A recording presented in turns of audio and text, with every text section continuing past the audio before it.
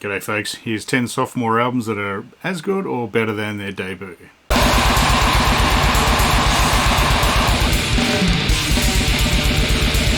G'day folks, welcome back to the channel.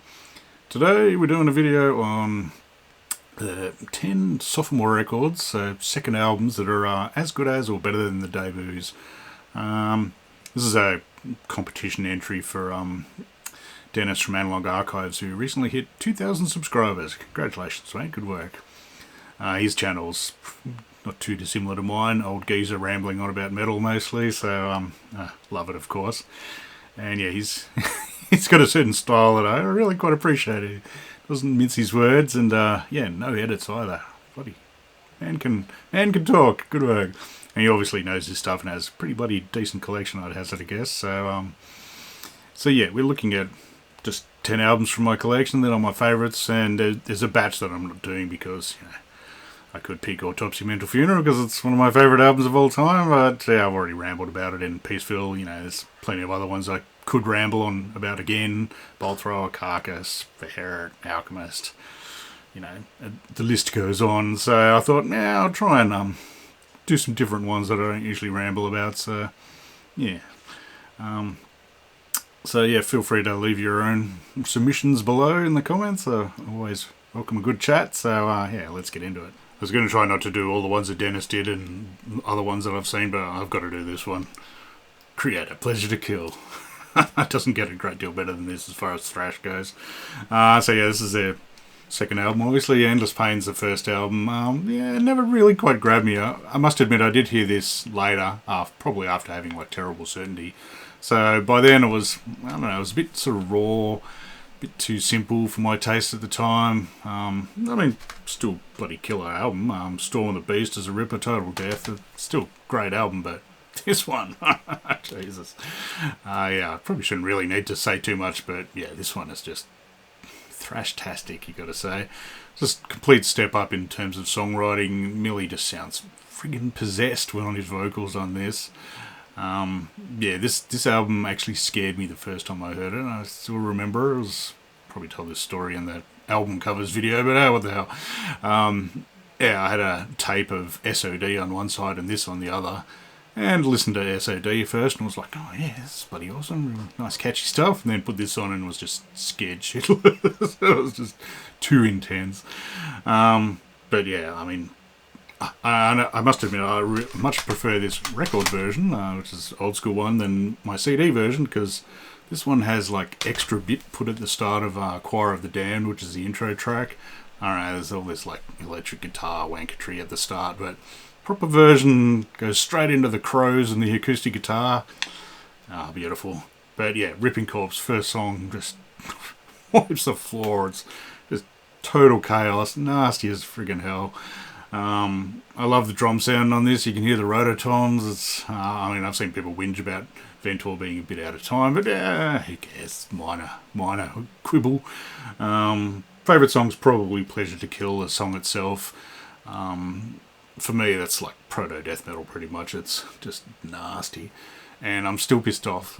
Last time I saw him, and I can't even remember the first time I saw him, was like freaking ages ago on Renewal or something, but last time I saw him on, like, I don't know, Hordes of Chaos or one of those later albums, when I saw him live, the cool bit, that now that my mission is done, my favourite bit of the whole friggin' album, Millie did it like spoken word instead of screaming it. I was grabbable. It was, yeah, very irritating, but just, yeah, every song on this is friggin' killer. Death's My Saviour, just, yeah, Pestilence. It's just nasty, nasty stuff. Yeah, if someone asks me what thrash is, I'll generally say this or Slayer. So, yeah, amazing album. Alright, next up is Sabbat. No, not the Japanese band, the Pommy band. Yeah, Dreamweaver. Amazing album, just riffs for days. Yeah, this band I actually had this one for a lot longer and well before I had History of Time to Come, the first album, so it's generally always going to win for having known it very well. But, oh man, it's just, as I said, nothing wrong with history. This one is just better on every front, I gotta say. Songs are more memorable, the drums are actually dynamic, they're a bit ploddy on the first album, I've got to say. Plus, I mean, it starts with a crow and a church bell sample. You can't get too much more metal than that. I mean, both of these suffer from the singer never shuts up syndrome that various bands have. Well, I mean, he's got a long book to try and jam into the lyrics of this, so yeah, I don't envy him, but yeah, you can let the music breathe a little more, my friend. And yeah, I mean, look at that freaking band photos. This dude's my favourite, Fraser. This one wins as well, just for the inner as well. Like, look at that band photo. I do love these old noise ones though. They come with like the old order forms and so on. I've had this one for an eternity. I can't even remember where I got History of a Time to Come from. It certainly wasn't back in the late 80s when it came out, but this one, I mean, this one also has all the order forms and lyrics and so on. And for some reason, sorry, just fiddling around with my record. For some reason this has a Voivod insert for the Voivod story. It does mention Dimension Hatris, so I'm assuming it's supposed to be out of the record of Dimension Hatris, but yeah, seeing I didn't own the original version of that, I have no idea where that one came from, but look at all those shirts. I love those old muscle shirts. They'd be worth a fortune these days. But yeah, this, if I could ever find the freaking cover, this album's like just amazing. As I said, riffs for days. What's his name? Andy Sneap. Oof, that dude can riff and a half. And yeah, it's just galloping sort of style. Just, I don't know, epic. Epic and just amazing. Amazing bloody album. Alright, next band is one of my favourite bands of all time. We got Katatonia with Brave Murder Day. Yeah, Dance December Souls is their first album. I do actually have those on record, but A, that's a terrible album cover. I don't want to look at it in too great a detail. And B, this is a crappy reissue. It had the proper covers on the inside, and I'm not holding it like that the whole bloody time. So, yeah, CDs. This is an original one, actually. This one is not the avant-garde version. It's just a Century Bloody Media one. But so, yeah, I mean, this is a killer bloody album, don't get me wrong. It's definitely an amazing album, but yeah, Brave Murder Day is better. This one I had on tape for donkey's years. My friend Irene taped it because she was a huge fan, so I had a tape of it for ages, and yeah, I would listen to it from time to time, but honestly, I don't know, it's a bit meandering, you could say, and I could never take it seriously, the whole, I raise my fist to the sky and swear the ancient oath of black, or whatever the ridiculous line is. Just made me laugh every time I heard it, so it didn't really help with the seriousness. Plus, look at that cover. Ugh. Anyway, Brave Murder Day though. Yeah, this one is, their second album was recorded up. They'd split up for like a year or two, and Jonas went off and did October Tide, this is a killer album. Not the right cover, unfortunately, but I'm not shelling out for the very old one. Yeah, he did October Tide with like Fred Norman from Uncanny, and which sounds very much like this. I'm curious. The writing on this, like the credit is just Katatonia as a whole, but I was curious as to who wrote what or how much, because it really does sound quite a lot like the old October Tide. Which was, yeah, this was recorded like a year before this, as was For Funerals to Come, which also sounds quite a bit like this. But on this, they just, I don't know, I mean, this has got Michael Ackerfeld from Opeth on vocals as guest vocalist as well, and it's probably my favourite performance of his. There's no nice singing of his, it's just anguished, tortured growls and screams and the like. What's his name? Jonas tries his hand at clean vocals on this, on I think it's like Day, which is quite a precursor to their later sort of style. But yeah, on this I was completely sold by the song Murder that was on this Firestarter compilation that was nice and cheap. It was like $5 or something ridiculously cheap. Bloody good compilation, and yeah, I just got totally sold on Murder because it's got, well, for starters, it's got that bit where they just completely rip off Paradise Lost. Huge Gothic fan, so when I heard that, I'm just like, oh, hey, that's a bit naughty, but hey, that sounds cool. And also just the nice little mellow sort of bit they have before it kicks in. It's just, I don't know, total sucker for that. But yeah, everything on this is killer. I mean, this is a reissue with, it is with For Funerals to Come bunged on the end, but yeah, the main 6 songs are just killer. Brave, I think, yeah, Brave's a really long one. I hope one day to see one of these songs live. I'm really not holding my breath. I haven't yet. I've seen Katatonia like, I don't know, 5 or 6 times or something, but all new songs. I don't think I've even seen anything off Discouraged ones or tonight's decision. So, but yeah, they are touring Australia next year as a headliner set, so fingers crossed, but I am not holding my breath that I'll get anything off this. They do play Murder occasionally, but I think it's probably for special occasions.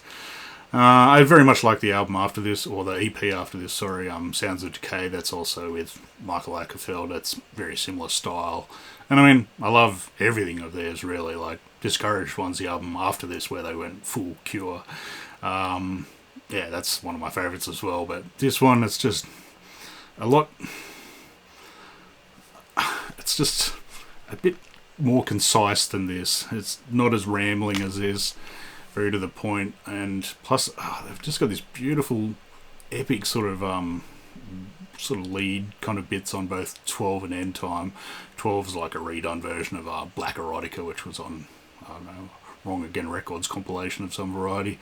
They both just got these killer bloody mega riffs just throughout. They just work so perfectly well.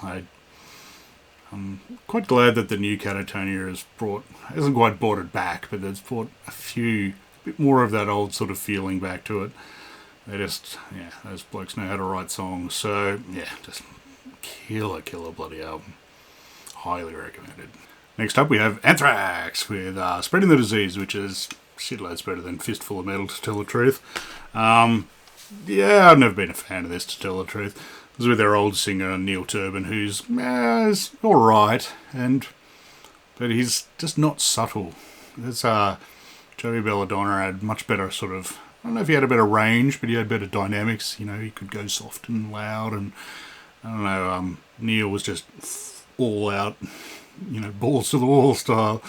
Plus, I mean, I like Metal Thrashing Mad, mainly because I've watched this friggin' video so many times. This is a nice fucking video, or whatever they called it, which has only Metal Thrashing Mad from this album on it. And yeah, they do a cool version of it, but yeah, I think I'm spoiled on this one. Like, Death Rider's good as well, so I get through 2 songs, then I get to I'm 18, friggin' Alice Cooper cover. I mean, I like the original version, but not Anthrax doing it. It's, yeah, terrible.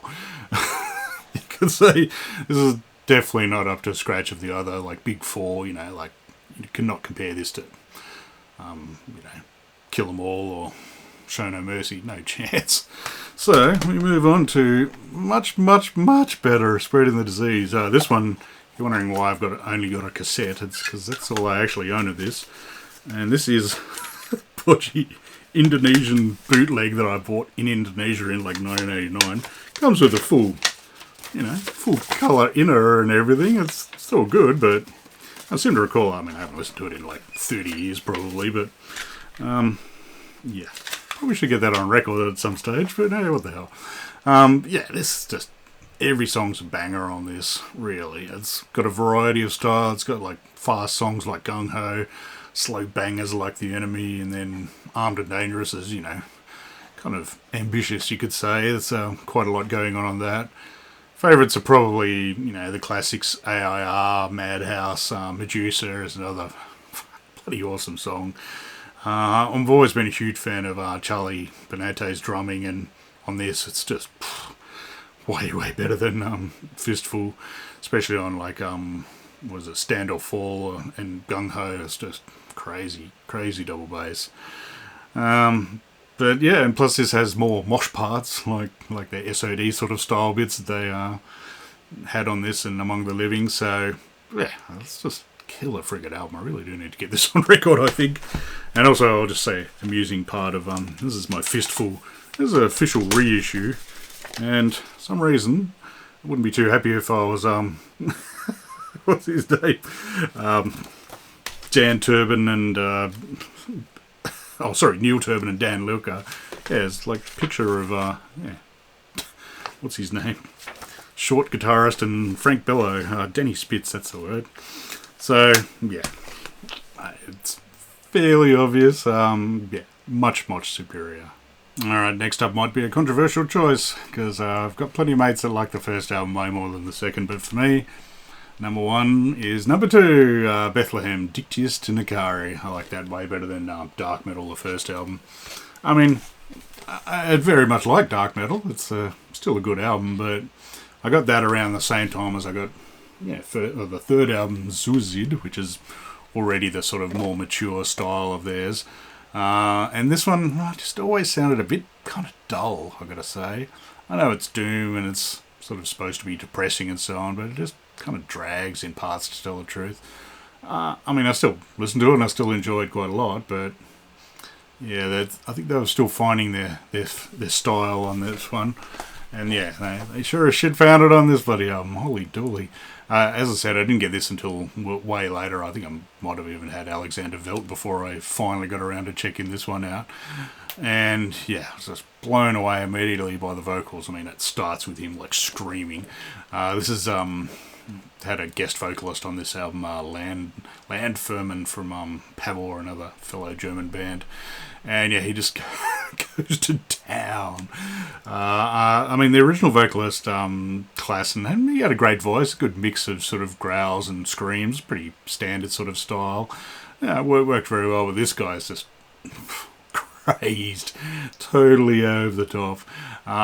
Goes from like deep, powerful growls to just crazed screams, and really did sort of crystallize the depressive, suicidal black metal sort of style. I mean, I know there are a ton of other bands playing similar sort of stuff, but yeah, this obvious was huge influence on like Silencer and Shining and Forgotten Tomb and a batch of other bands. And plus, I mean, the sound on this is way, way better than dark metal. It's really, clear, you can hear it. The mellow sections just sound just superb. Plus, I just love the way on this they just emphasise the mega riffs. I think, what is the second song? Third song, Eiffel, Die Schwarzschlange. Bethlehem are a funny batch, so I have no idea what I just said. It's probably rude and crude, but anyway. The third song just has this mega riff in the middle of it, and it just sounds killer. The loud to quiet sort of changes on this work really well here. I mean, they work superbly on this album as well, don't get me wrong. This Suicide, the third album, is pretty much just as good. And yeah, the title is Latin for "You Must Kill Yourself." Slowly, interesting chaps, these ones. That wasn't me telling you to kill yourself, kiddies. It's just Bethlehem. This does have a sort of redone version of Veiled Irreligion that they from the first album. That I like the more up tempo version on this. It's just a bit more enjoyable. Sorry, I should show that spiffy record and always looking tough. I do actually have I don't have the original CD. I have this like double CD in a DVD case for some reason. Ooh, fancy. And this comes with like remixes and a few other songs from their like an EP or something or other. The remixes are actually kind of interesting. There's some interesting styles. I'd recommend, if you're trying to track it down on CD, get this version. I mean, it's got the full normal album as well as their very odd cover of Iron Maiden's "Where Eagles Dare," which you can slightly make out, but really not much. I was very lucky. I got to see these guys at MDF one year, and it was just hilarious. They played pretty late at night. The crowd was fairly well sourced, I think, and it's one of the most violent moshes I've ever seen.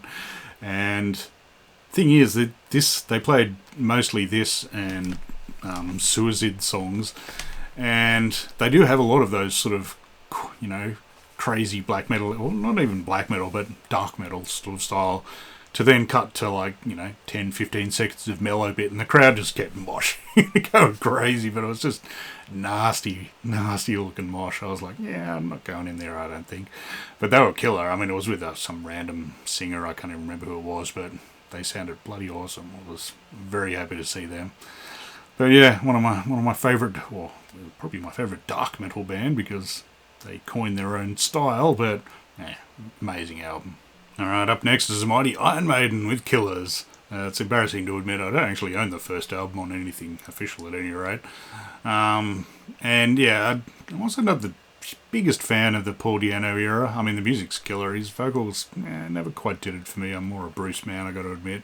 I mean, that's partly because I got into Maiden. They're one of the bands that got me into metal with Live After Death, which is, pretty much the only thing I really listen to of theirs, other than maybe Somewhere in Time.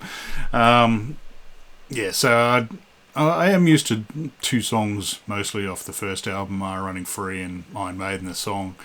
I think Wrathchild is actually on like the 4th side of Live After Death, so I'm sort of used to that song. And yeah, that's probably one of my favourite Iron Maiden songs, I gotta say, which is partly why this gets the nod. I mean, this is like just better in all regard, I reckon. It's better sound. It's got Adrian Smith's on this as well. But yeah, just killer songs. Wrathchild, Moose and the Rue Morgue, Purgatory, Killers. It's just rules. I would have liked to have seen them back in those days. I don't think I've even really seen much footage of them with Di'Anno. I probably should check that out. They've got a million freaking releases. They must have some old videos there. But yeah, just all round better, I say. So yeah, not much more needs saying.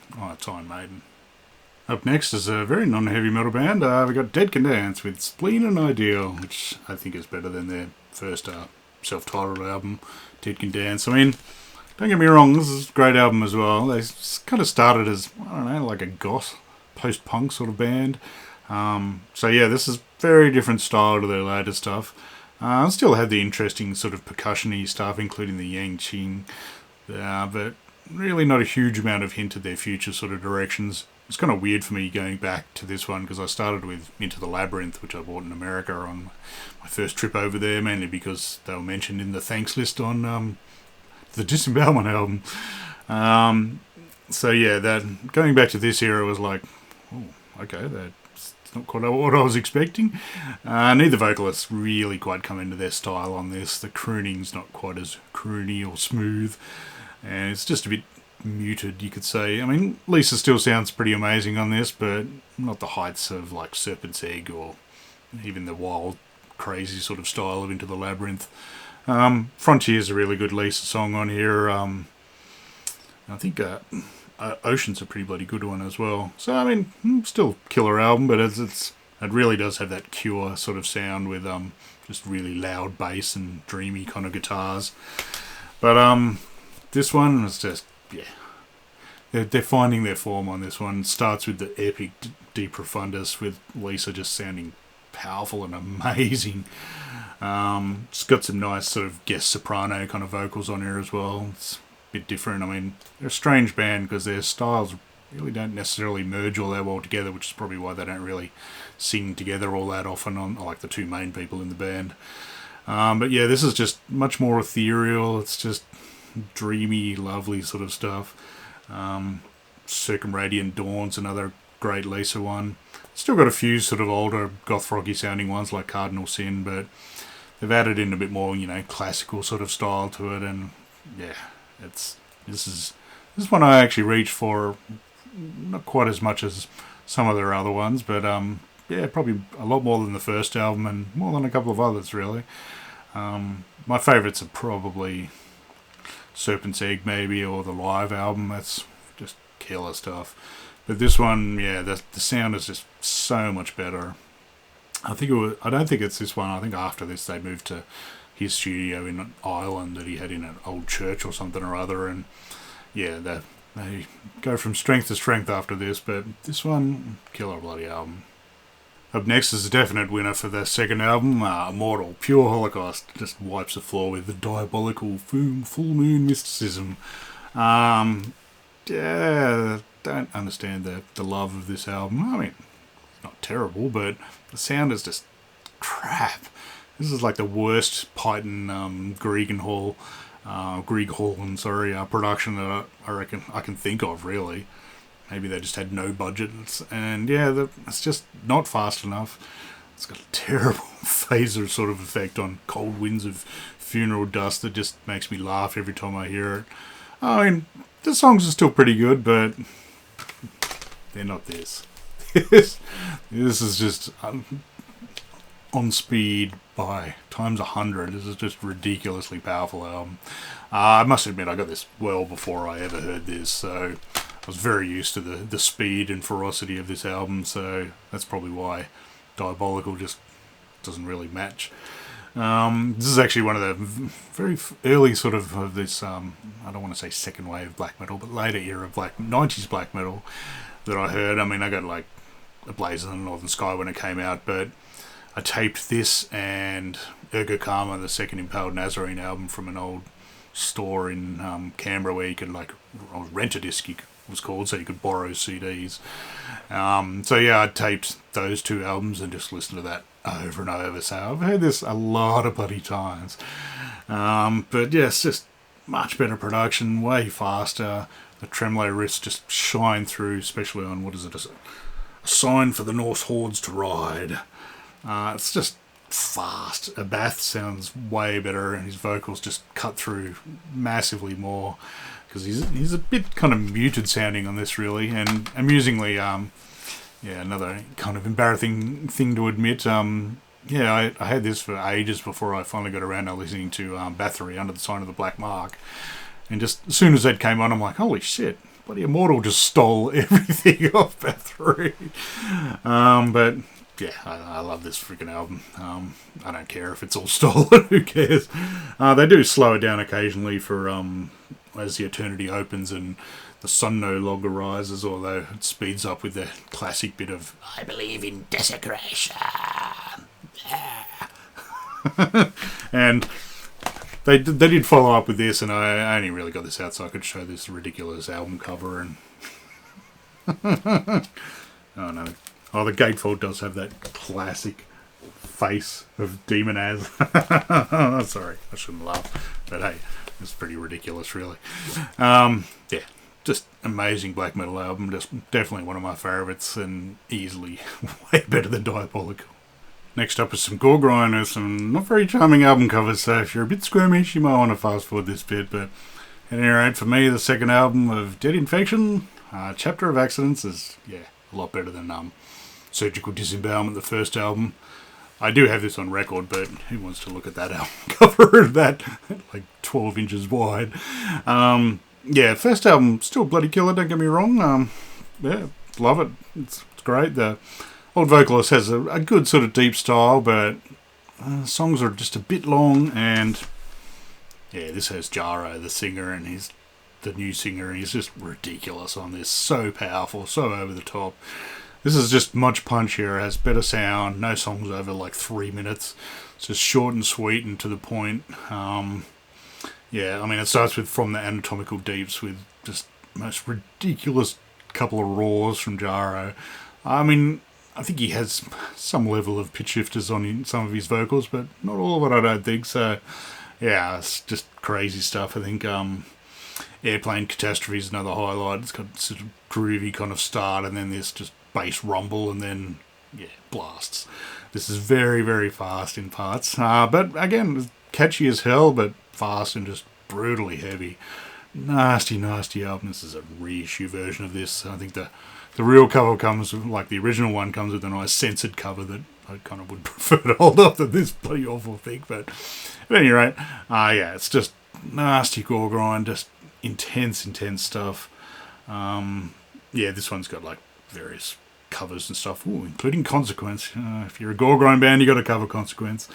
But just everything is just nasty. Love it. Awesome album. Last but definitely not least, probably my favourite band of all time, Slayer. Hell Awaits. It's better than Show No Mercy, really. I haven't bothered writing any notes of this because I could ramble about Slayer all friggin' day long. Don't get me wrong, this album is absolutely killer. Amazing debut. Probably one of the better of the debuts of the Big Four. Despite the fact they're wearing eyeliner on there, but anyway. Jeff's got an upside down cross, it's tough. Killer bloody debut, but, amazing songs. I mean, it's got Die by the Sword, which I consider as one of the early precursors of death metal. Every song on this rules. Can't go wrong at all. Killer cover, but it's just better. obviously they skipped quite ahead with Haunting the Chapel, the EP after Show No Mercy. The style changed really from, you know, your nice early sort of Judas Priesty speed metal-y sort of stuff to just nasty stuff. And followed on with this one. I think this is probably their nastiest one. I mean, Rain in Blood gets all the love because it's so ridiculously fast and intense, but this one has longer, nastier kind of songs, and just more intense, more detailed, I think. I mean, this does have my favourite song, At Dawn They Sleep, so just that alone wins it for me, really. It's just crazy song, amazing sort of breakdown riff in the middle of it, and then that build up with the kill bit to just insanity. You know, title track is amazing, and I mean, this really is precursor to death metal. Like, you know, it's got Kill Again and Necrophiliac. The lyrics are just pure death metal, and just, yeah, every song rules. I've always loved Necrophiliac. You know, Praise of Death's got, what's it got? Let's count the solos. I remember there being a lot of solos. Yeah, 6 friggin' solos in a row for Praise of Death. Oh, and you get a thrash collage. Can't go wrong, really. So, yeah, it's Slayer. It's bloody awesome.